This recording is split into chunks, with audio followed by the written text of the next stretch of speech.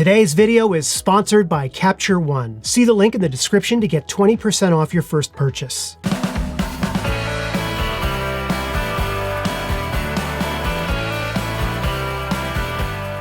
Hi everyone and welcome to Pal to Tech. Today we are talking about the new features and improvements in Capture One. We will be taking a look at the major changes and improvements in this new update, which is now available. The new features can be broken down into the following groups: face focus, automatic dust removal, enhanced custom shortcuts, wireless tethering for Fujifilm cameras, new integration with Frame.io, smart adjustments improvements, and additional performance enhancements and speed improvements. This time around, Capture One really wanted to focus on speeding up or automating all of those manual, repetitive actions often required when you're editing your photos. To help do this, they have now added additional AI features to help you get your culling and your editing finished a lot faster. Let's start with the first new feature, and that is called Face Focus. You can access this feature during import or in the cull window. Notice how when I begin the import process, there's a new icon right here called Face Focus, and it shows you a close-up view of your subject's face only or eyes only that you can quickly check to see if it's in focus or not. If you don't see face focus there, make sure that you have the viewer selected as well, because if you have grid selected, you won't see it. This allows you to decide, even before you import your photos, if there are any that you just shouldn't bother importing because you didn't nail focus in the eyes or the face. Look at how when I click on each photo, it immediately recognizes the face and it zooms in to display it in the small window at the top area here. Subject far away? No problem. Even though she's far away, look at how immediate it captures her face. This makes it so easy to see if you have nailed eye focus in particular. And I do think this feature becomes even more important to have when you are shooting with cameras that have higher resolution sensors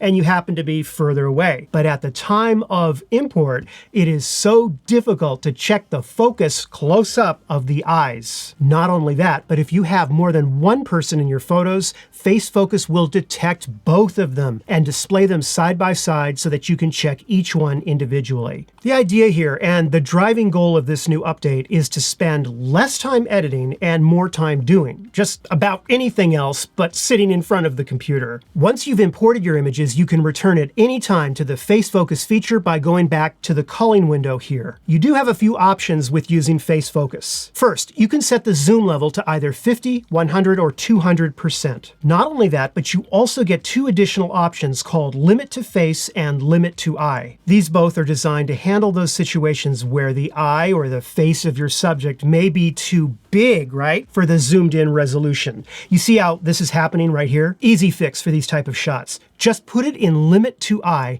and it pulls back out to just show the eye. Something to note here, the program is very careful no matter what display size you set to never actually zoom in more than 100% so that you can always make sure that you have the most accurate face-eye sharpness evaluation possible. So next, in keeping with the speed improvements in this update of Capture One, we have the brand new automatic dust removal. The goal here? What do you think? To remove dust spots in all of your photos, but with a single mouse click. Before I continue, I do want to mention that my demo right now and testing of this feature is in beta mode of the software, meaning that it's not yet finished or polished before the general release. So be aware that if you notice any issues, Capture One has indicated that the rendering of the dust removal by the built-in AI will be improved in future versions of the software. Here we have some photos I shot with the Fujifilm X T2 camera in Arizona with a very dirty sensor at the time. Ugh,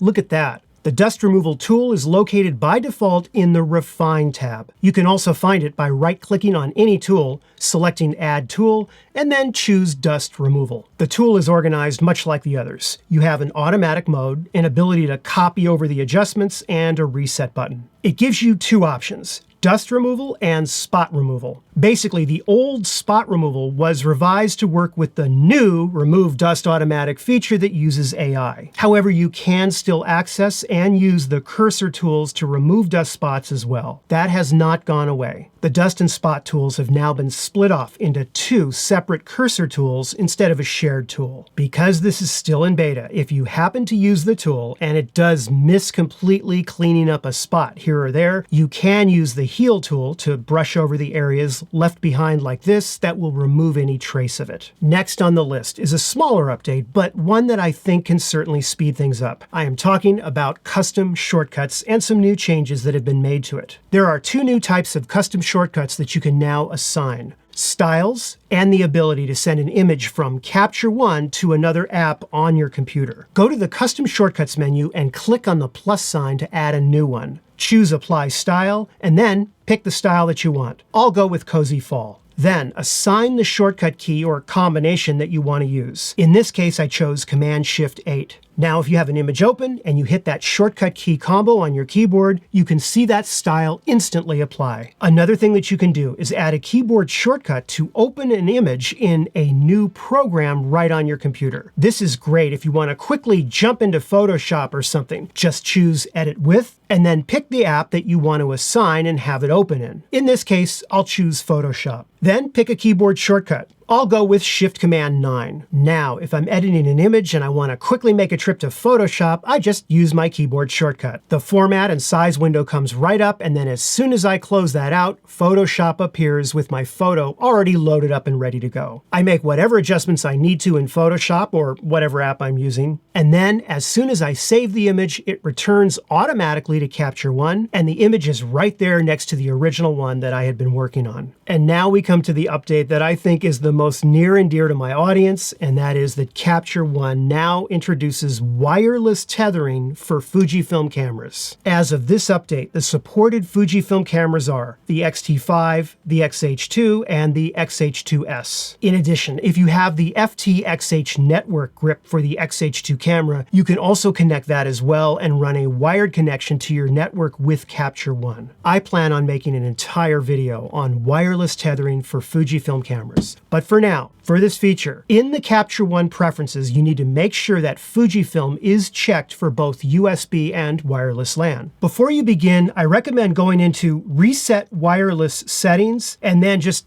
starting with a clean slate. Reset everything. You need to be sure that your computer is also connected to the same Wi-Fi network that you will be connecting your camera to. I'll go ahead and pick PalDetect Studio right here. Next, you're going to need to set up your Fujifilm camera to talk to your wireless network. Next, you're going to want to go into Network Setting. Now, depending upon how your network is set up, there's a few ways that you can do this. I'm going to go through the simplest way that I think applies to most people. Now, I have to show you the rest of the demos with a camera filming the back of this camera. I can't have the clean feed out because some menu options won't appear. So let's switch over to that. Choose Access Point Setting, then Manual Setup, and select from Network List. And you will see a list of Wi-Fi networks appear. I'll go ahead and choose this network here, and then you put in your network password. Once you've put in the password, make sure the Set button is highlighted white and then press Menu OK on the back of the camera. It will begin the process of connecting to your router. Once it has found your Wi-Fi network, it will say Registration Completed. Go ahead and press Menu OK to take you back to the main menu. Now, at this point, your camera is still not connected wirelessly. You can check this by going down to Information, and you'll see that there's nothing for the IP address. In other words, your wireless network, your router, has not assigned your camera an IP address. And so what you need to do to make that happen is go into connection mode, and you will see wireless tether shooting fixed. The back of the camera is flashing red while it is searching for Capture One to find it. At this point, I would actually close out and then reopen Capture One. Once Capture One is opened back up, click on the Tethering tab in Capture One and look for the tool called Camera. It may still say no cameras available, and if it does, click on No Cameras Available to force it to reset so that you see your camera there, available for selection in the drop-down menu right here just below it. Once your camera is selected, you can now begin shooting wirelessly tethered to Capture One. To test this out, I went into my studio, walked around, took various photos, and they appeared in my Capture One session on my computer in the other room. As I said before, this is a brand new feature that I plan on taking a deeper dive into in a future video that is dedicated to just that. Next up on the list, Capture One now allows you to integrate your Frame.io account. Basically, you can now connect to your Frame.io account right from within Capture One and then import images from Frame.io, as well as publish edited images right back to your Frame.io account for real-time collaboration. This makes getting feedback in real time faster and easier, as collaborators can access images and leave feedback from any device. To make this work, you obviously need a Frame.io account, and once you set one up, you can then connect it to Capture One. To do so, click on the Cloud Transfer icon right here at the top, and you'll see the Cloud Transfer window. Choose Import From and select Import from Frame.io. That will pop up a window asking you to sign in to your Frame.io account. Go ahead and sign in, and once you do, you can select the account, the team, the project, and so forth. You should see your project now appear in the drop-down menu below Import From. Then choose where you want to import it to. In this case, I'll choose my Capture folder and click on Import. Capture One will now import all my images from my Frame.io project right into my active session. You see them right there? There they are. And of course, once you've edited an image or series of images, you can publish them back up to Frame.io. Simply select the image or group of images that you want to publish, right-click on them, select Publish, Frame.io. A dialog box will appear where you can make some of your setting changes. Once done, click Publish. And that's all you need to do. Your images will now appear up in Frame.io, where clients or colleagues can leave feedback or collaborate in real time. Let's talk about smart adjustments. Better AI integration has been added to improve the consistency of both your exposure and white balance when you apply them to multiple images at once. So I'm going to go to my Smart Adjustments tool located in my Adjustments tab, and I'm going to choose an image that I really think could be a little bit more warmed up. I'm going to go ahead and make a few just basic adjustments right now, and I'll make sure that both white balance and exposure are checked. Once I finish making my adjustments, I click the Save As Reference button. Then I'm going to select the other images right in this series, basically those images that I want to match all of those adjustments to. And then I click the Apply button right here. And boom, it makes those changes to all the images that I selected. There's additional speed and performance improvements to this update as well. Some of the highlights include a faster preview generation for RAW files that are above 3000 pixels, as well as improvements for all sizes of previews for DNG files. Capture One has indicated in this release that previews for RAW files now render up to 27% faster, while DNG files render up to 44% faster. All in all, there's some solid improvements with this update, and for myself personally, I think that face focus is by far the most useful for my workflow, and I am looking forward to digging deeper into it in the future. If you've not yet tried out Capture One, now is a great time to jump in and test it out. You can download a free 30-day trial and get access to all the features the program has to offer. If you do decide to purchase it, be sure to see the link in the description of this video, because you will get 20% off your first purchase of Capture One Pro. Anyhow, that wraps up today's video. Thank you so much for watching, and I hope you found the video helpful or at least entertaining. And if you did, be sure to give it the like and subscribe. I will see you again very soon in a new video. Take care.